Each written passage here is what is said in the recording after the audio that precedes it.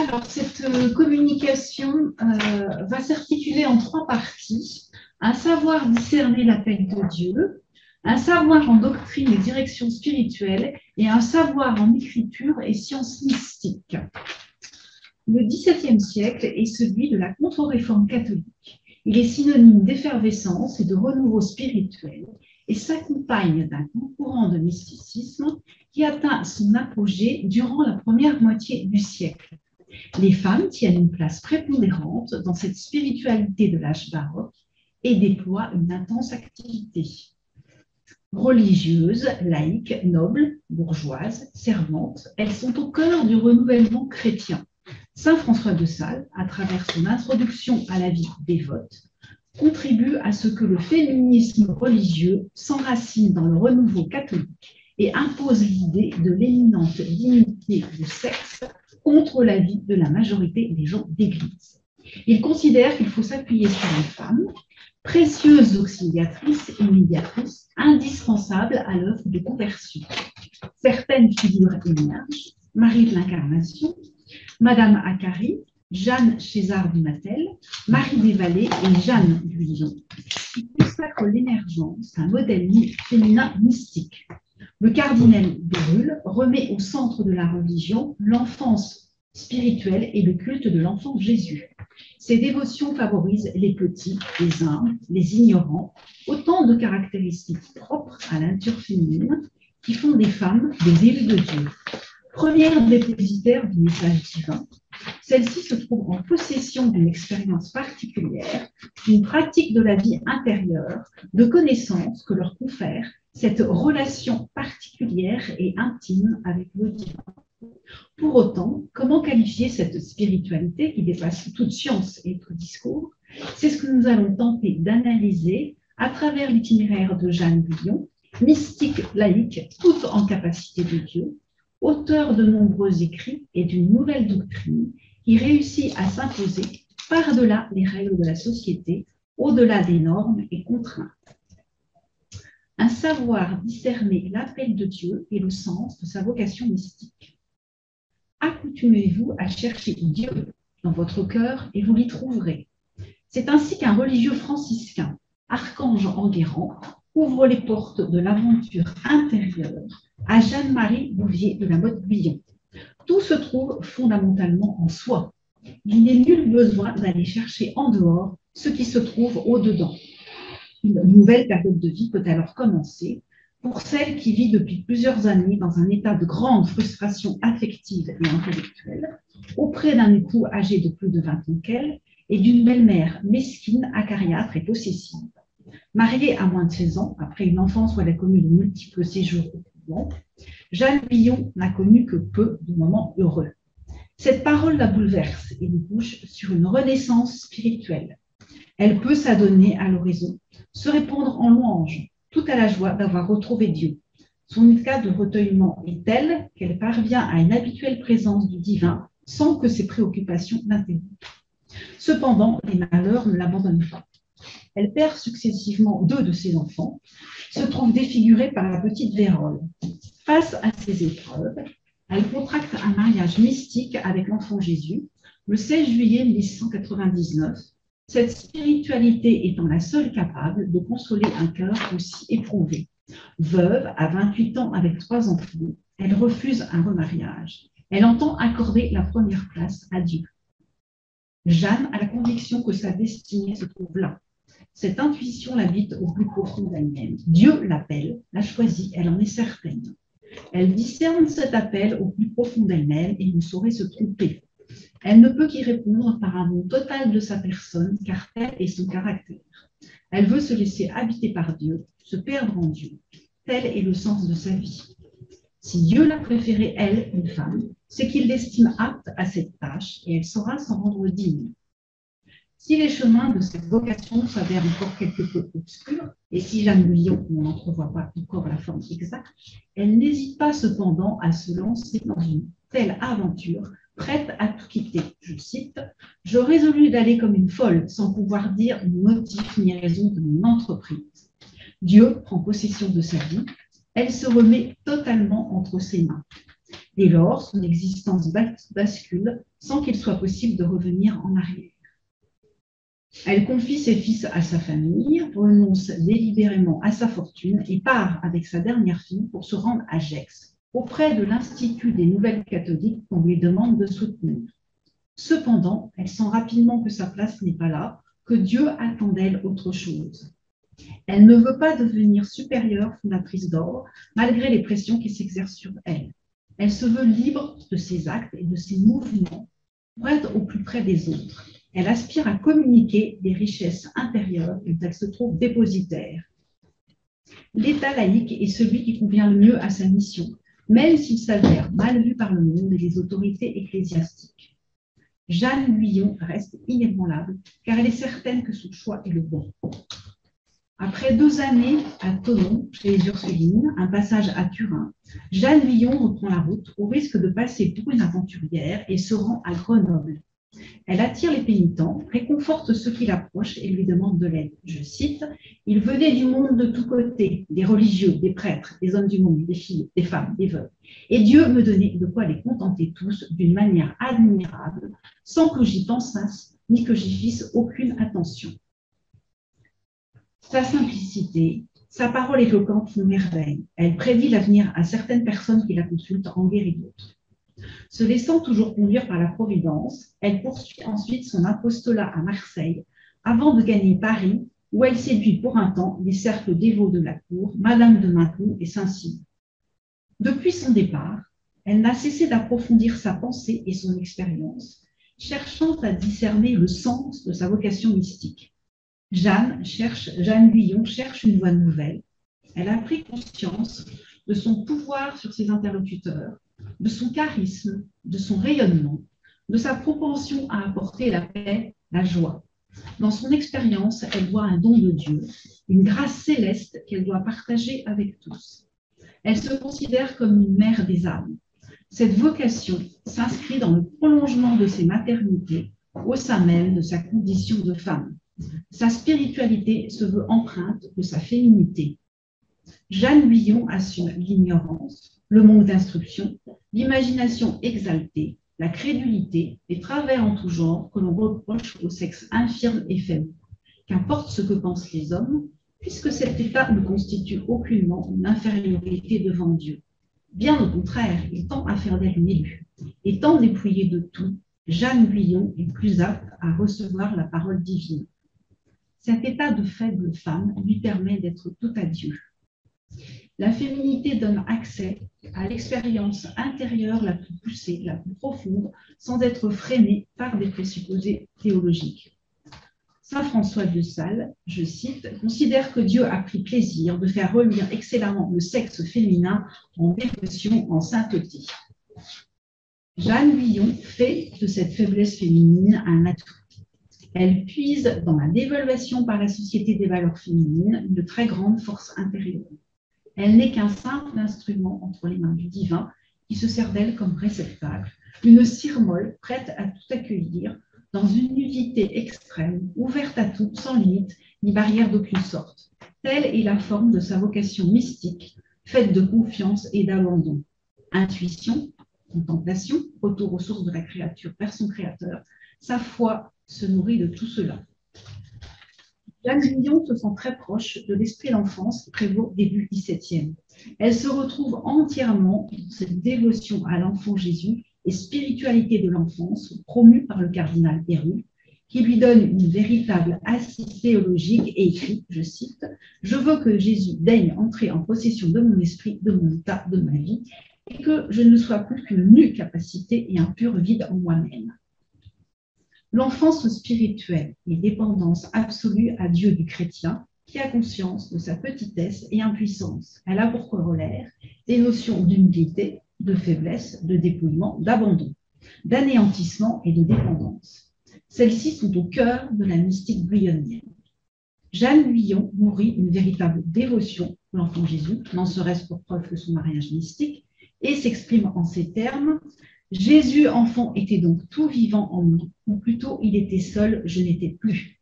Cet état s'empare d'elle à tel point qu'elle se trouve atteinte par une maladie de langueur pendant 9 mois, où elle retombe en enfance. Je cite, je fus réduite à un état de petit enfant. Je fus mise dans la dépendance de Jésus-Christ enfant, qui voulait bien se communiquer à moi dans son état d'enfance et que je le portasse tel. Les mystiques touchés par l'enfance deviennent purs, innocents, à l'image de l'enfant Jésus dans sa crèche. Ils vivent une transformation, comme le relate Jeanne Guyon. Je cite, « On ne saurait croire la peine que j'ai eue à me laisser dans cet état d'enfance, car ma raison s'y perdait, et il me semblait que c'était moi qui me donnais cet état. » Jeanne Guyon n'est pas parvenue d'emblée à cette disposition. Elle a dû discipliner sa nature rebelle, vaincre son tempérament ardent, dompter son corps, ses désirs, s'imposant toutes sortes de mortifications pour soumettre ses sens, allant jusqu'à avaler des crachats. Elle a accompli une purification afin de pouvoir laisser toute place à Dieu. La dépossession de soi est condition de la possession divine. Je cite, « Il me semblait que plus j'étais peu de choses, plus j'étais propre à ses desseins. » Le sens de sa vocation mystique s'impose clairement à Jeanne Guyon, portait à la connaissance de tous la voie du total abandon et de la foi instinctive. Elle sait que cette voie est la sienne, elle en a la certitude. Elle aspire désormais à conduire toute âme vers Dieu et se revendique comme mère des âmes. Dieu l'a élue pour cette mission particulière. Un savoir en doctrine et direction spirituelle. Jeanne Guyon se veut l'apôtre du pur amour. Elle introduit une nouvelle vision de la religion, un amour qui survit à la destruction et demeure au-delà de la crainte et de la rétribution. L'amour n'est pas pur s'il est mu par l'intérêt, s'il vise le bonheur des élus en Dieu après sa mort. On ne peut aimer Dieu que pour lui et non pour soi. L'amour pur va jusqu'à l'indifférence du salut. Jeanne Guyon cherche à parvenir à un authentique mode de connaissance en Dieu capable de transfigurer la condition humaine. Elle se situe au-delà du bien et du mal. Elle montre qu'on peut aimer Dieu au-delà de toute espérance. Elle délivre chaque chrétien de la promesse du paradis ou de la crainte de l'enfer. Elle minimise la place de la souffrance et du salut. Sa méthode consiste à rechercher Dieu au fond de l'âme, car, je cite, « il est plus en nous que nous-mêmes et a plus le désir de se donner à nous que de nous posséder. » Elle appelle ainsi tout un chacun, sans distinction, à vivre une expérience intérieure, instituant une sorte d'avènement du sujet. Elle établit la rencontre comme face à face entre le fidèle et Dieu, sans présence ni médiation de clerc, en dehors du cadre de l'Église. Jeanne Guyon offre une conception positive et idéaliste de la vie chrétienne. Chaque âme doit vivre dans l'émerveillement de se sentir aimée par Dieu. Il suffit de parler aux hommes avec simplicité et conviction d'une dévotion d'amour pour qu'ils écoutent et puissent s'en convaincre. Il lui revient de faire découvrir cette joie aux âmes désolées et ignorantes. L'état passif qui accompagne le pur amour et l'abandon que Jeanne Guyon revendique correspond à un dépouillement total de soi. La passivité n'est nullement le contraire de l'inactivité et consiste fondamentalement en une dépossession de soi. Inaction signifie agir dans. L'inaction désigne l'action de Dieu dans l'âme, parfaitement libérée de toute recherche de soi. L'acteur n'est plus l'être humain, mais Dieu. La voie de la foi et la réunion de l'âme avec Dieu font passer de l'action par soi à l'action par dépendance divine. Je cite, « l'âme demeure inébranlable, immobile, sans action, pour simple qu'elle soit. » Jeanne Guyon forge une véritable doctrine établie, étayée, dont elle a expérimenté les étapes les unes après les autres. Elle se situe du côté de la foi instinctive, de la mystique affective. Elle est tout en Dieu.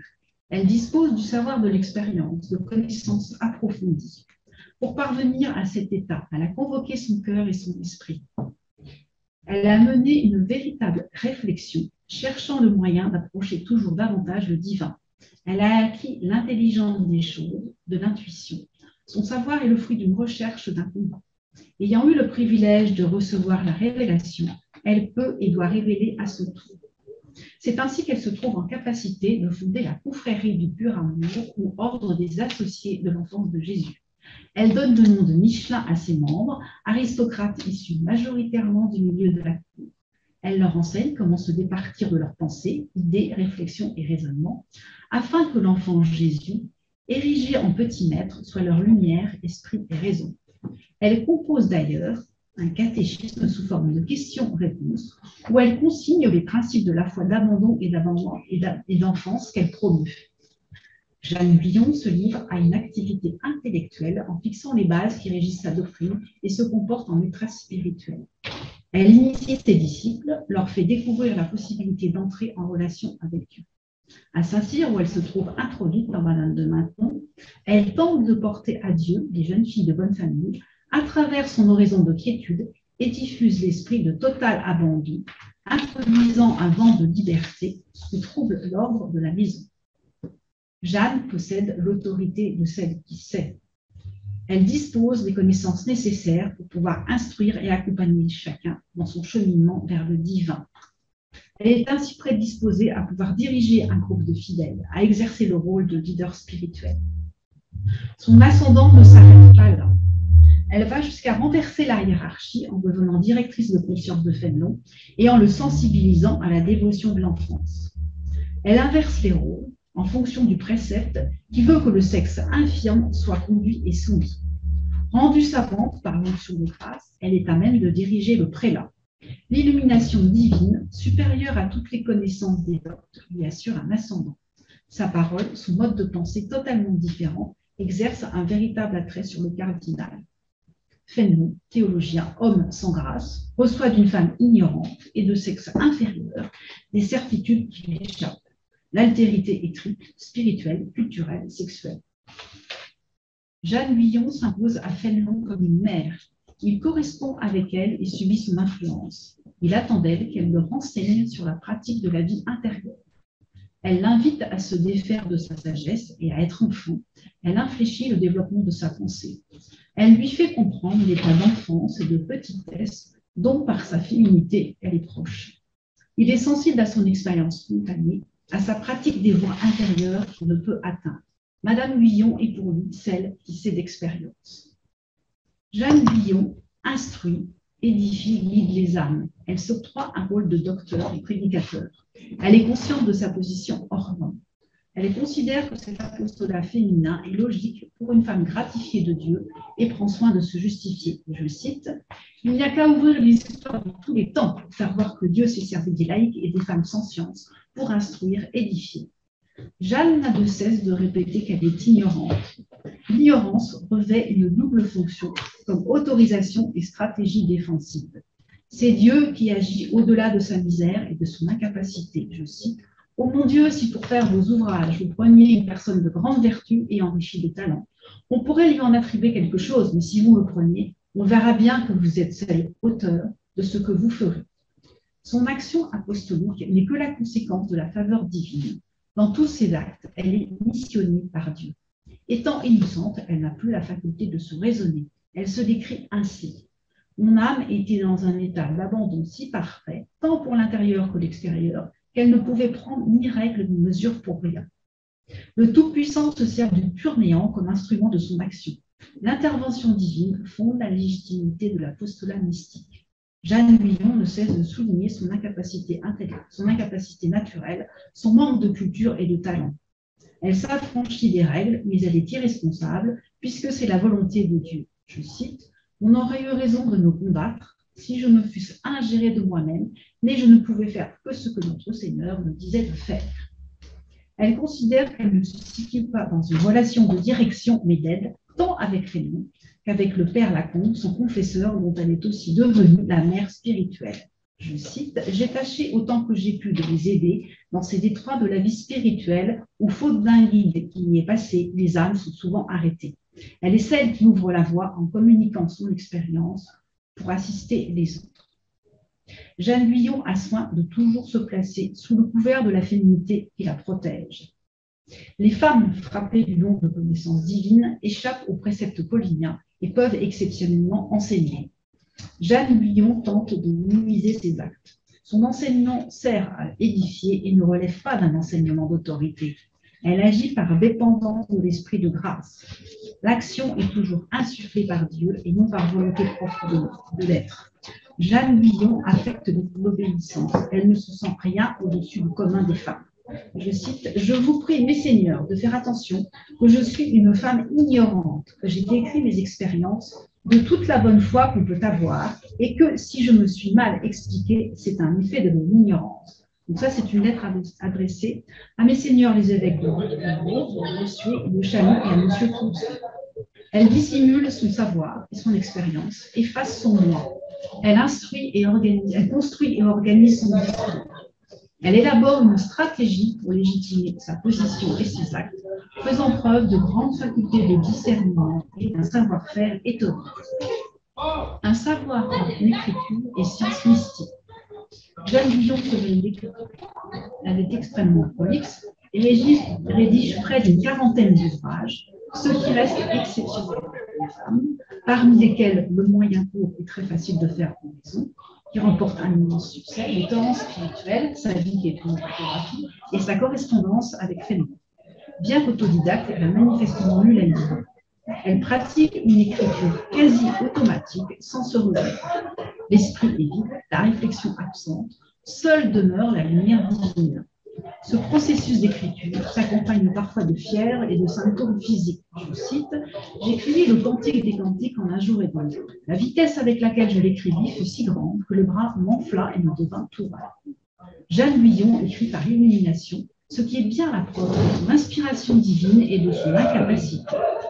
Je cite, « En prenant la plume, je ne savais pas le premier mot de ce que je voulais écrire.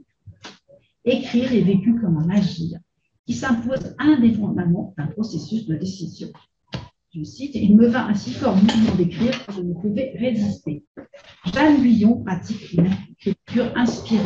Je cite, « Je savais, je comprenais, j'entendais, je pouvais tout, et je ne savais où j'avais pris cet esprit et ce savoir. L'entendement est insufflé par Dieu. Elle ne fait que transcrire. La page blanche est vierge de toute intention préméditée. Une présence, une parole occupe le cœur et crée une urgence d'expression. Si la parole est bien de Dieu, la phrase émane de Jeanne Guyon. C'est elle qui donne la forme au texte. Elle assure la transmission entre l'intuition d'une vérité dénudée et son expression écrite. Elle avance les phrases, choisit les mots, trouve l'expression adéquate pour traduire l'expérience originale d'une réalité qui l'habite. Elle fait passer un souffle dans le texte, introduit la présence divine. Son texte occupe tout l'espace, comme s'il ne devait pas y avoir de limite. Jeanne Guyon parle par l'image. Elle offre à travers son œuvre des pages brûlantes d'amour de Dieu, où le tourment, l'inquiétude et la nostalgie se manifestent tour à tour. Son écriture ardente et fluide est imprégnée de sa féminité. Elle n'est pas seulement compte rendu d'expérience, mais moyen de constitution. Elle institue une expérience mystique. Elle fait partie du cheminement spirituel de Jeanne Guyon et en constitue un élément fondamental. Elle ouvre le temps d'un rapport à soi, à Dieu et aux autres. Jeanne Guyon bénéficie d'une grâce d'écriture. Elle possède un don d'expression. Elle sait donner sens à son expérience et fait preuve d'une maturité mystique. Même si elle ne se veut que support d'un écrit, il n'en est pas moins vrai qu'elle démontre un réel savoir en écriture et une maîtrise de la langue. La mystique transforme Jeanne Guyon en écrivain. Cependant, elle ne saurait entrer dans le terrain des dogmes.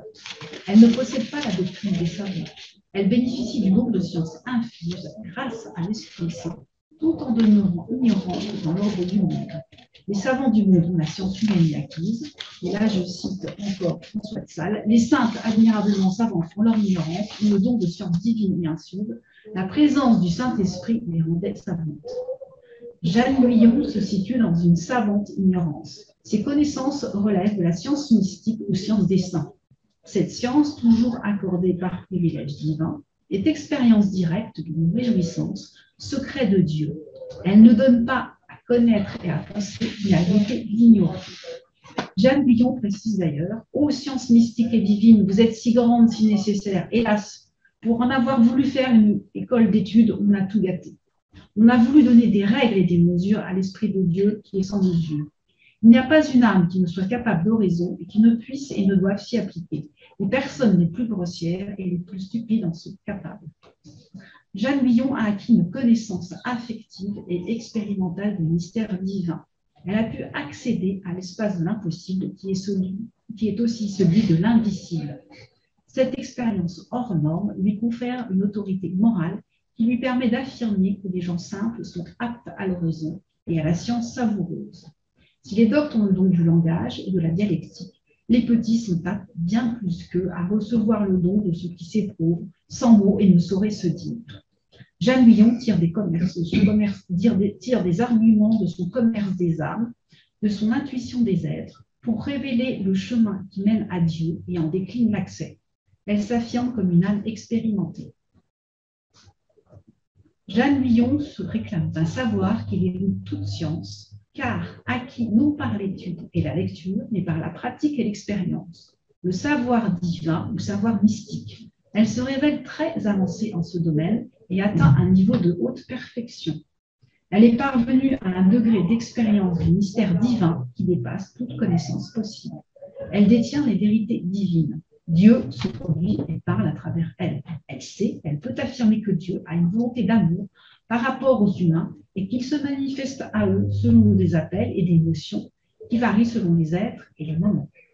Elle atteste que l'union à Dieu est possible réelle. Dans tout son cheminement, elle manifeste un ensemble de qualités tant intuitives qu'affectives et intellectuelles qui la classe parmi les mystiques dotés d'un grand savoir.